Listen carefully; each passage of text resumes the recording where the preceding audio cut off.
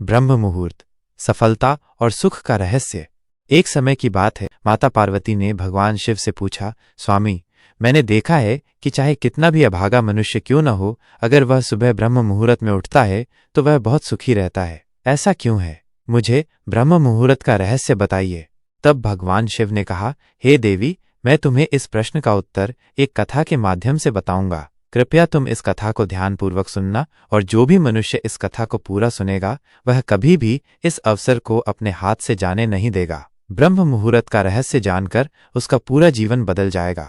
भगवान शिव ने कथा सुनाना प्रारंभ किया और माता पार्वती से कहा, बहुत समय पहले की बात है, काशी में दीनू नाम का एक लड़का रहता था। वो लड़का बहुत ही अच्छा था, लेकिन उसकी एक गलत आदत थी, वो देर तक सोता रहता था। सुबह उसे जगाने के लिए घरवाले कई प्रयास करते थे, परंतु वह रोजाना सुबह देर तक उठता था। वो लड़का कभी भी 9 बजे से पहले नहीं उठता था। जब वो बालक था तब परिवार वालों ने सोचा कि जब ये बड़ा हो जाएगा तो इसकी आदत में सुधार हो जाएगी, परंतु वह लड़का जैसे जैसे बड़ा होता गया उसकी ये आदत और भी ज्यादा गहरी होती चली गई। दुनिया इधर से उधर हो सकती थी, लेकिन वो लड़का कभी भी जल्दी नहीं उठ पाता था। उसके पिता उसकी इस आदत से बहुत ज्यादा परेशान रहने लगे थे। उस लड़के को ढेरों नकारात्मक शक्तियों ने घेर लिया था। वो सभी को पलटकर जवाब देता था और दिन भर उदास रहता था। इसका असर उसके स्वास्थ्य पर भी पड़ रहा था। जब उस लड़के को यह पता लगा कि उसके सारे मित्र सफलता को प्राप्त कर चुके हैं, तब वो और भी ज्यादा चिंतित हो गया और ईश्वर को कोसने लगा। वो बार बार यही कहता था कि मेरी किस्मत ही खराब है, परंतु उसके पिता अच्छी तरह से जानते थे कि उस लड़के के असफल होने के पीछे क्या कारण है। भगवान शिव ने कहा, हे देवी, फिर एक दिन की बात है, उसके पिता को किसी सन्यासी के बारे में पता चला।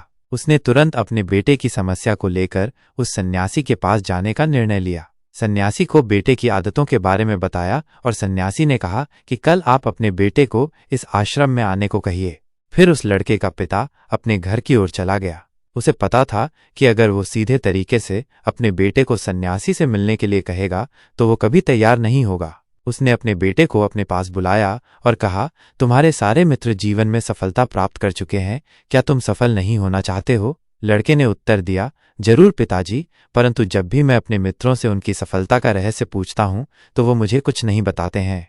भगवान शिव ने कहा, हे देवी, फिर उसके पिता ने कहा कि मुझे ये रहस्य पता चल गया है कि वे सभी क्यों सफल होते जा रहे हैं। तब उस लड़के ने बड़ी उत्सुकता से पूछा, क्या पता चल गया है पिताजी? कृपया करके आप मुझे बताइए। उसके पिता ने कहा कि कल सुबह तुम्हें एक सन्यासी के आश्रम में जाकर उनसे मिलना है। यदि तुम वहां पर समय से पहुंच गए तो वह सन्यासी तुम्हें ऐसा मंत्र बताएंगे जिससे तुम सफल हो जाओगे, परंतु एक समस्या है। लड़के ने कहा कि पिताजी, मैं कल पूरी रात जागता रहूंगा और सुबह सन्यासी से मिलकर आऊंगा। उसके पिता ने कहा कि ठीक है, तुम वहां जाकर उस सन्यासी की आज्ञा को मानना। पिता की बात सुनकर वह लड़का बहुत अधिक खुश हुआ। जीवन में पहली बार रात्रि में वो जागता रहा, परंतु थोड़े ही समय में उसे नींद आ गई और वो सो गया। फिर अगली सुबह जब वो उठा तो उसे पता चला कि सन्यासी से मिलने का समय समाप्त हो चुका था। उसके पिता ने लड़के की तरफ देखा और कहा कि तुम जीवन में कभी सफल नहीं हो पाओगे, जाओ और जाकर सो जाओ। पिता की यह बात सुनकर उस लड़के को बहुत दुख हुआ। उसने मन ही मन स्वयं को चुनौती दी कि कल सुबह वो सन्यासी से मिलने अवश्य जाएगा। उसने अपने पैर में एक छोटा सा घाव बना लिया, जिससे दर्द के कारण उसे रात भर नींद नहीं आई। भगवान शिव ने कहा, हे देवी, ये ऐसा पहला अवसर था जब उसने अपने जीवन में पहली बार सूर्योदय देखा था। वो तुरंत ही तैयार होकर सन्यासी से मिलने के लिए चला गया। आज उसका अनुभव कुछ अलग ही था। वो बेहद शांत महसूस कर रहा था। चलते चलते वो लड़का जैसे ही सन्यासी के आश्रम में पहुंचा तो वहां पर उसने देखा कि सन्यासी और उसके सभी शिष्य ध्यान लगाकर बैठे हुए थे। भगवान शिव ने कहा, हे देवी, फिर जब ध्यान का समय समाप्त हुआ तब लड़का उस सन्यासी के पास पहुंचा और उन्हें प्रणाम करते हुए बोला कि आपके पास कोई ऐसा मंत्र है जिससे मैं सफल हो सकता हूं? कृपया करके मुझे वह मंत्र बताइए। मैं भी अपने मित्रों के समान सफल होना चाहता हूं और अच्छा जीवन जीना चाहता हूं। भगवान शिव ने कहा, हे देवी, फिर सन्यासी मुस्कुराए और बोले, अच्छा तो तुम वही बालक हो। तुम्हारे पिताजी मुझसे मिलने आए थे और उन्होंने तुम्हारे विषय में मुझे सब कुछ बता दिया था। मैं तुम्हें वो मंत्र अवश्य बता देता, परंतु लड़के ने जैसे ही परंतु शब्द सुना तो लड़का घबरा गया। उसने पूछा, परंतु क्या गुरुदेव? तब सन्यासी बोला, मैं तुम्हें वो मंत्र बताऊंगा, परंतु अगले 21 दिनों तक तुम्हें मेरी आज्ञा माननी होगी। मैं तुम्हें वो मंत्र 21 दिनों के बाद बताऊंगा। तब तक मैं तुमसे जो भी कार्य कहूंगा तुम्हें वो करना होगा। यदि तुम असफल हुए या कार्य के बीच में तुम्हारा संकल्प टूट गया तो उस मंत्र का असर नहीं होगा। दृढ़ निश्चय के साथ उस लड़के ने कहा कि मुझे आपकी सारी आज्ञा स्वीकार है। मैं अगले 21 दिनों के लिए आपका दास हूँ। आप जो भी कहेंगे मैं वही कार्य करूंगा। मुझे केवल और केवल उस मंत्र के बारे में जानना है। भगवान शिव ने कहा, हे देवी। फिर सन्यासी ने उस लड़के से कहा कि ठीक है, कल से तुम्हारा कार्य शुरू होगा। तुम इसी आश्रम में निवास करोगे। वह लड़का आश्रम में निवास करने के लिए तैयार हो गया। सन्यासी ने कहा कि यहाँ रहते हुए तुम्हें ब्रह्म मुहूर्त में उठना होगा और दूसरे शिष्यों की तरह ध्यान और तप करना होगा। साथ ही आश्रम के कार्यों में भी सहायता करनी होगी। ध्यान रहे, ये संकल्प टूटना नहीं चाहिए। भगवान शिव ने कहा, हे देवी। अब लड़का सन्यासी की बात से सहमत हो गया और अगले दिन से उसके कार्य के दिन की शुरुआत थी। इस बार उसने दृढ़ निश्चय किया, परंतु 1 सप्ताह बीतने के पश्चात ही उसका संकल्प टूट गया और वो 8वें दिन देर तक सोता रहा। जब वो नींद से जागा तो उसने कहा कि मुझसे कितनी बड़ी भूल हो गई है। वह रोते हुए सन्यासी के पास पहुंचा और कहने लगा कि हे गुरुदेव, मेरा संकल्प टूट गया। अब मैं जीवन में कभी सफल नहीं हो पाऊंगा। सन्यासी ने उसे समझाते हुए कहा कि एक बार फिर से शुरुआत करो, फिर से संकल्प करो। फिर लड़के ने सन्यासी से पूछा कि सुबह उठना इतना आवश्यक क्यों होता है और यहाँ पर सभी लोग इतनी जल्दी क्यों उठ जाते हैं। भगवान शिव ने कहा, हे देवी। तब सन्यासी ने लड़के को समझाते हुए कहा कि सुबह यानी ब्रह्म मुहूर्त में उठने के पीछे बहुत बड़ा विज्ञान छुपा हुआ है। लड़के ने कहा कि कृपया मुझे वह विज्ञान बताने की कृपा करे। सन्यासी ने कहा कि रात्रि को 4 पहर में बांटा गया है। 1. रुद्रकाल, जिसका समय शाम 6 बजे से लेकर 9 बजे तक होता है। 2. राक्षस काल, जिसका समय रात्रि 9 बजे से 12 बजे तक होता है। 3. गंधर्व काल, जिसका समय रात्रि 12 बजे से 3 बजे तक होता है। 4. और सबसे अंत में जो पहर आता है उसे मनोहर काल कहते हैं। इस समय को ब्रह्म मुहूर्त या अमृत बेला के नाम से भी जाना जाता है। इसका समय भोर 3 बजे से सुबह 6 बजे तक होता है। यह वो समय होता है जब पूरे संसार की नकारात्मक शक्तियां निष्क्रिय अवस्था में होती हैं और सकारात्मक शक्तियां सक्रिय होती हैं। ब्रह्म मुहूर्त अर्थात देव मुहूर्त। ब्रह्म मुहूर्त का अर्थ देवताओं का समय होता है। भगवान शिव ने कहा, हे देवी। वह सन्यासी आगे कहता है, इस समय देवता धरती पर विचरण कर रहे होते हैं और जागृत मनुष्य पर उनका बड़ा ही सकारात्मक प्रभाव पड़ता है। ब्रह्म मुहूर्त ऐसा समय होता है जिसमें मनुष्य का मस्तिष्क बिल्कुल खाली होता है, जिसमें किसी प्रकार के कोई विचार नहीं होते हैं।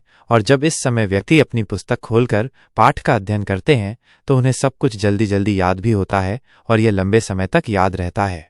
यह ऐसा समय है जिसमें हम ज्ञान को समझने का प्रयास करते हैं। इस कारण आश्रम के सभी शिष्य और संसार में बहुत से ज्ञानी लोग ब्रह्म मुहूर्त में उठ जाते हैं। प्राचीन काल में रोशनी का कोई स्रोत न होने के कारण लोग अपने दिन का समापन सूर्यास्त के साथ और आरंभ सूर्योदय के साथ करते थे। यह एक तरीका है जिससे मानव जीवन प्रकृति के साथ तालमेल बनाकर चलता है।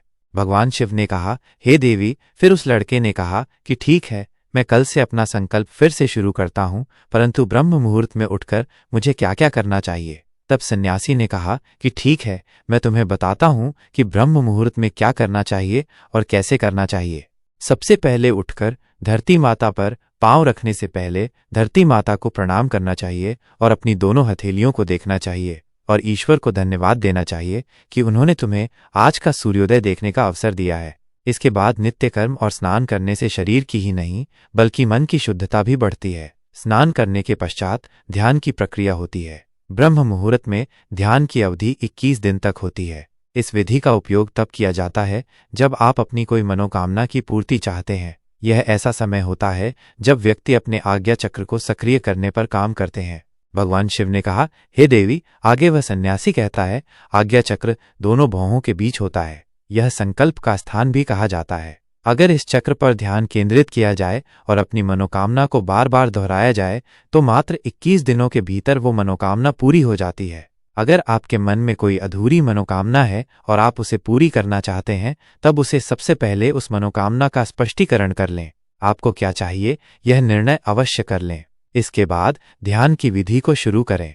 ब्रह्म मुहूर्त में स्नान के बाद एक ऐसा स्थान चुनें जहां पर वायु का प्रवेश हो। ध्यान में शुद्ध प्राण वायु का होना आवश्यक होता है। ध्यान की मुद्रा में रीढ़ हड्डी सीधी होनी चाहिए, साथ ही गर्दन भी सीधी होनी चाहिए। सुखासन की अवस्था में दोनों हाथों को घुटनों पर रखकर आंखें बंद करके बैठ जाएं। हाथों की मुट्ठी को बंद कर लें और 2-3 मिनट तक बिल्कुल शांत हो जाएं। जब आपका शरीर स्थिर हो जाए और श्वास भी शांत हो जाए, तब उसके बाद अपना सारा ध्यान आज्ञा चक्र पर लगाएं। इस दौरान लंबी गहरी सांस लें और सांस को रोक कर रखें। इस समय आप अपनी इच्छा को मन ही मन दोहराएं और अपने मन से इष्ट देव और देवी देवताओं और गुरुजनों का चिंतन करें। भगवान शिव ने कहा, हे देवी। उस सन्यासी ने कहा, जब सांस को रोकना कठिन हो जाए तब धीरे धीरे सांस को बाहर की ओर छोड़ो। सांस को नाक से भरें और मुख से बाहर छोड़ें। इस प्रक्रिया को 3 से 4 बार प्रतिदिन दोहराएं। ऐसा प्रतिदिन करने से आपकी जो मनोकामना है वह अवचेतन मन तक अवश्य पहुंच जाएगी और इच्छा पूर्ति जल्दी ही होगी। आज्ञा चक्र सक्रिय होता है और हमारी आज्ञा को पूरा करता है। सांस को रोक कर रखने के दौरान शरीर में आपातकाल की स्थिति हो जाती है, जिससे कि आप बेकार की बातें सोचने और विचार करने से बचते हैं। ब्रह्म मुहूर्त के समय ईश्वर की विशेष कृपा होती है और कोई भी व्यक्ति अपनी मनोकामना को इस समय दोहराता है तो उसकी इच्छा जल्द से जल्द पूरी होती है। भगवान शिव ने कहा, हे देवी। इस प्रकार सन्यासी ने उस लड़के को ब्रह्म मुहूर्त का महत्व बताया। अगले 21 दिनों तक उस लड़के ने बड़े ही मन के साथ इस प्रक्रिया को अपनाया। अब वो बहुत ही ज्यादा अनुशासित और शांत स्वभाव का बन चुका था। उस लड़के ने जैसे ही अपना संकल्प पूरा कर लिया, उसके बाद वो लड़का बड़े ही प्रसन्न भाव से सन्यासी के पास पहुंचा और कहने लगा, हे गुरुदेव, मैंने 21 दिनों का संकल्प पूरा कर लिया है। अब कृपया मुझे सफल होने का मंत्र बताइए। तब उस सन्यासी ने मुस्कुराते हुए कहा कि पिछले 21 दिनों से जो अभ्यास तुम करते आए हो वही तुम्हारी सफलता का मंत्र है। जो व्यक्ति ब्रह्म मुहूर्त में उठकर ध्यान प्रक्रिया को सही से करते हैं वह जीवन में कभी असफल नहीं हो सकते। तुम्हें ब्रह्म मुहूर्त का रहस्य पता चल चुका है। अब तुम इसे जीवन पर्यंत करो। तुम्हें जीवन के लक्ष्य और सफलता दोनों प्राप्त होंगे। उस लड़के ने सन्यासी को धन्यवाद दिया और ब्रह्म मुहूर्त के नियमों का पालन जीवन पर्यंत तक करने का वादा भी किया। भगवान शिव ने कहा, हे देवी, अब तो आपको पता चल गया होगा कि ब्रह्म मुहूर्त में क्या होता है। तब माता पार्वती ने कहा, हे स्वामी, अब मुझे ब्रह्म मुहूर्त का संपूर्ण ज्ञान हो गया है। इतना कहकर माता पार्वती ने भगवान शिव को प्रणाम किया। दोस्तों, मैं आशा करता हूं कि आपको ब्रह्म मुहूर्त का महत्व अब पूरी तरह से समझ आ गया होगा और आप इसे अपने जीवन में अवश्य अपनाएंगे। अगर आपको ये वीडियो अच्छी लगी हो तो कृपया हमारे चैनल को सब्सक्राइब, वीडियो को लाइक और शेयर करें, साथ ही कमेंट करके अपने विचार भी बताएं। वीडियो पूरा देखने के लिए धन्यवाद। मुझे आशा है कि आपको ये वीडियो अच्छी लगी होगी। यदि आप और भी ऐसी वीडियो देखना चाहते हैं तो हमारा चैनल सब्सक्राइब कर लें ताकि हमारी ये वीडियो हर दिन आप तक पहुंच सके, और वीडियो को लाइक और शेयर करना न भूलें। मिलते हैं अगली वीडियो में, तब तक के लिए आप अपना ख्याल रखें। धन्यवाद।